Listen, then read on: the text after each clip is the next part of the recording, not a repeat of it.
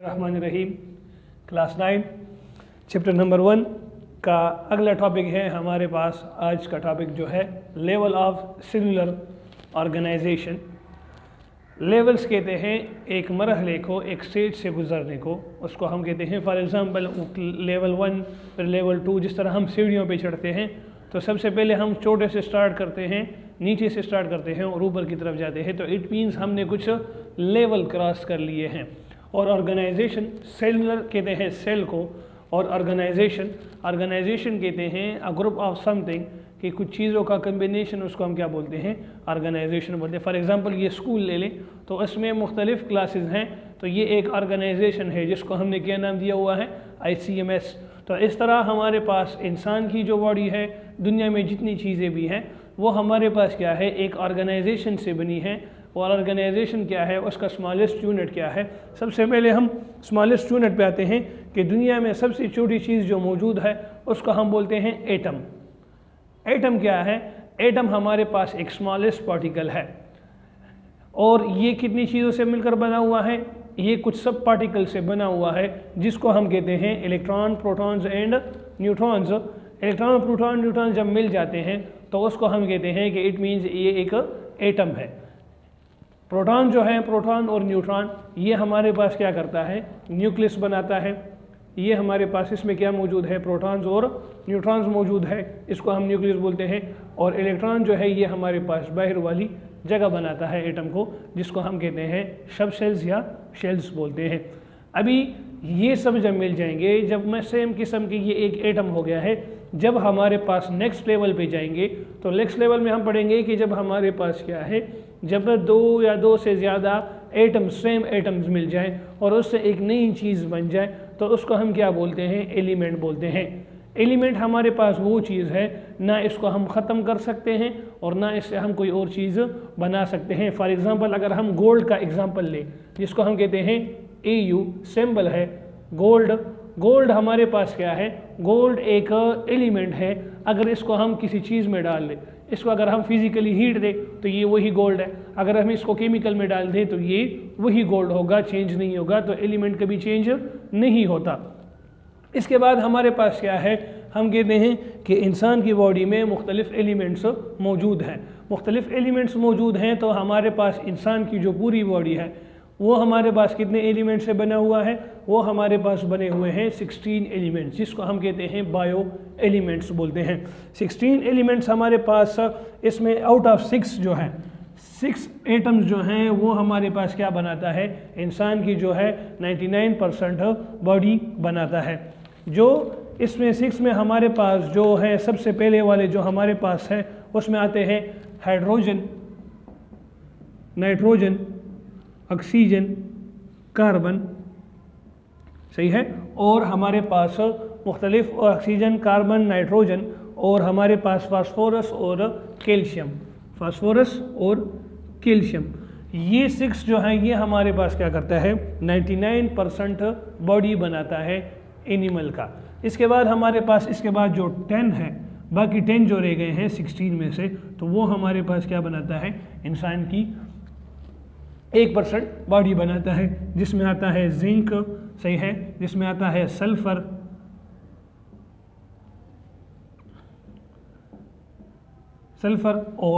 और सारे जो मुख्तलिफ EDC मुख्तलिफ एलिमेंट्स हैं जो हमारे पास आते हैं। तो 16 एलिमेंट्स हैं, और ये हमारे पास जो है ये इंसान की बॉडी बनाता है। तो ये वाला टॉपिक जो है 16 बायो एलिमेंट्स, कुछ हमारे पास पेपर के लिए थोड़ा सा इम्पॉर्टेंट है, तो इसको थोड़ा सा रिवाइज कर लो, बात ज़हन में रख लो कि हमारे पास 16 एलिमेंट्स हैं जो इंसान की बॉडी बनाता है या एनिमल की बॉडी बनाता है, जिसमें 6 जो है 99% बनाता है, और जिसमें 1 जो है वो हमारे पास क्या करता है, 10 जो है, बाकी 10 वो 1% बनाता है। अभी हमारे पास इसके बाद आते हैं मॉलिक्यूल या कंपाउंड के। मॉलिक्यूल और कंपाउंड क्या है, जब 2 या 2 से ज़्यादा एलिमेंट्स मिल जाएं और उससे एक नई चीज़ बन जाए, केमिकली ज्वाइन हो जाए और उससे एक नई चीज़ बन जाए, जिसको हम बोलते हैं कंपाउंड या मॉलिक्यूल। ये मॉलिक्यूल इंसान की बॉडी में कंपाउंड 2 किस्म का है, एक है माइक्रो और एक है मैक्रो। मैक्रो मीन्स स्मॉल और मैक्रो मीन्स लार्ज। जब हमारे पास कुछ स्मॉल किस्म के एलिमेंट्स जो हैं जब हमारे पास छोटे छोटे मालिक्यूल्स मिल जाएंगे और वो हमारे पास क्या कर दे, एक नई चीज़ बना दे, उसको हम क्या बोलेंगे, एक मैक्रो मालिक्यूल, एक माइक्रो मालिक्यूल। कि जब हमारे पास एक बॉडी जो है मान लीजिए एलिमेंट से बनी है, मुख्तलिफ एलिमेंट्स बन गए, कंबाइन हो गए हैं और उससे क्या बन गया है, मालिक्यूल बन गया है। ये मालिक्यूल दो किस्म का है, एक है माइक्रो, एक है मैक्रो। तो माइक्रो मालिक्यूल्स हमारे पास वो मालिक्यूल जो हमारे पास क्या हो, जो हमारे पास स्मॉल किस्म में मौजूद हो। फॉर एग्ज़ाम्पल किस तरह हमारे पास जो छोटे मालिक्यूल्स हैं, ग्लूकोज हो गया है या फैटी एसिड हो गया है, तो ये हमारे पास क्या है, ये माइक्रो मालिक्यूल है, ग्लूकोज और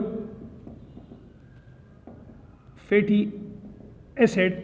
और इसमें लार्ज में हमारे पास आ जाता है हमारे पास जो बड़े मालिक्यूल है जिसको हम कहते हैं प्रोटीन या कार्बोहाइड्रेट्स। प्रोटीन आ गए हैं, तो ये हमारे पास क्या है, लार्ज मालिक्यूल्स हैं। तो ये मुख्तलिफ़ किस्म के दो किस्म के मालिक्यूल्स हैं जो हमारे पास मिल जाते हैं और इससे हमारे पास एक नई चीज़ बन जाती है और वो हमारे पास क्या है, मुख्तलिफ है। अभी इसके बाद हमारे पास क्या है, कंपाउंड है।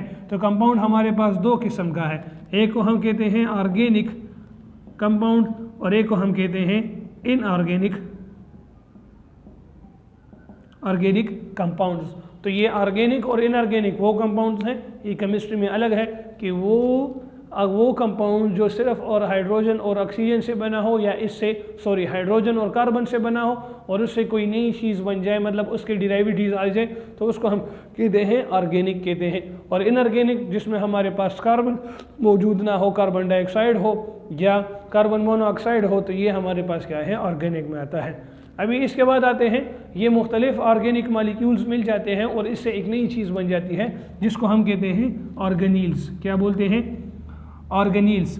ऑर्गेनील्स क्या है, ये सेल के अंदर हमारे पास इनसॉल्युबल मटेरियल्स हैं जो हमारे पास, इनसॉल्युबल मीन्स जो हल नहीं हो सकते, ये वो मटेरियल्स हैं जो हमारे पास सेल के अंदर मौजूद हो। फॉर एग्जांपल किस तरह, राइबोसोम्स,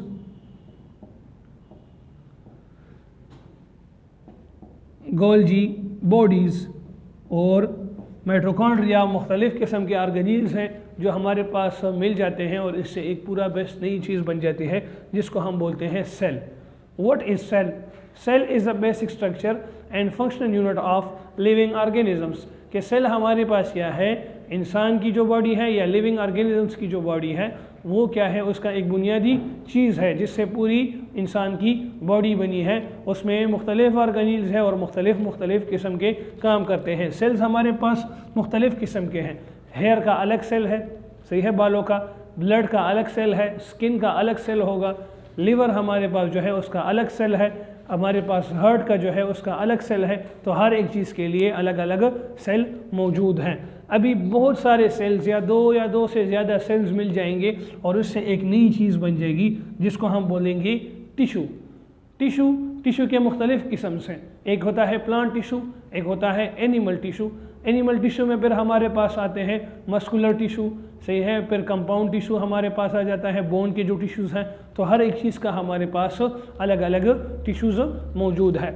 अभी इसके बाद आते हैं टिशू के बाद, जब दो से ज़्यादा टिशू मिल जाएंगे और उससे एक नई चीज़ बन जाएगी जिसको हम कहते हैं ऑर्गन। ऑर्गन क्या है? For example I, heart, lungs, kidney, सही है। टिशू का अपना काम होगा, एक स्पेसिफिक काम करेगा, मतलब ये स्पेसिफिक काम कर रहा है, तो ये स्पेसिफिक काम जब ये मिल जाएंगे और उससे एक ऑर्गन मिल जाएगा। तो ऑर्गन हमारे पास क्या है, अगर आंख देख रहे हैं तो आंख एक स्पेसिफिक काम कर रहा है, देखने का काम कर रहा है। अगर हम हार्ट को देखते हैं तो हार्ट क्या कर रहा है, पंपिंग ऑफ ब्लड और ब्लड का सर्कुलेशन कर रहा है। अगर हम लंग्स को देखते हैं तो लंग्स हमारे पास जो फेफड़े हैं ये क्या करता है, सांस की फिल्ट्रेशन अंदर लेके जा रहा है और यहाँ पे फिल्ट्रेशन हो रही है। यहाँ पे हमारे पास किडनी, जो हमारे पास हमारी बॉडी में मुख्तलिफ टॉक्सिन्स मौजूद हैं, मुख्तलिफ जरासीम्स मौजूद हैं, तो उसका हमारे पास क्या कर रहा है, उसकी सफाई कर रहा है। अब ये मुख्तलिफ ऑर्गन मिल जाएंगे और इससे हमारे पास एक नई चीज़ बन जाएगी जिसको हम बोलेंगे ऑर्गन सिस्टम। ऑर्गन सिस्टम इंसान की बॉडी में मुख्तलिफ है, सही है। 6 ऑर्गन सिस्टम हमारे पास है, इससे स्केलेटन भी है, 7 है। तो सबसे पहले एक ऑर्गन सिस्टम पे आते हैं जिसको हम कहते हैं रिस्पायरेटरी सिस्टम। रिस्पायरेटरी सिस्टम हमारे पास क्या है?